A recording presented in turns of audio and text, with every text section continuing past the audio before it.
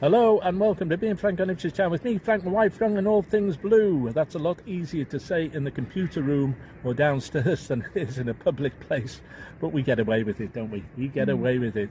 And hello and welcome to a new subscriber called David Sanderson, who joined yesterday. There were more, but I didn't get their names as yet. If you were one of them, please remind me and we'll give you an honourable mention, as we will to Frank Fan number 1, who reminded me he was there from the start. Now, with a name like Frank Fan number 1, it makes you think it's not out of adoration for me, surely.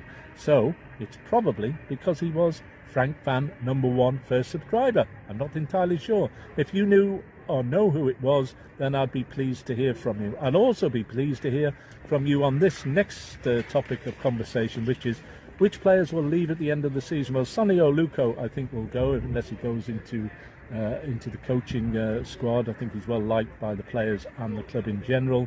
I think also it's quite likely that we'll have a Christian Walton saying goodbye.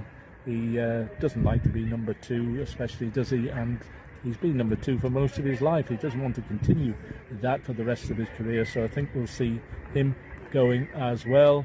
And what about injury-prone Jano Danasian? I think he will leave us too. It's very sad. He's been good with Town, but he's really struggled this season. I can't see him sticking around for much longer given his age. And the other big question mark that springs to mind is Caden Jackson. Now, he's been around for about 6 years. He's gone through a few managers himself, but he's still there. He's a loyal servant to Ipswich Town Football Club, and I get the feeling that Kieran McKenna quite likes him.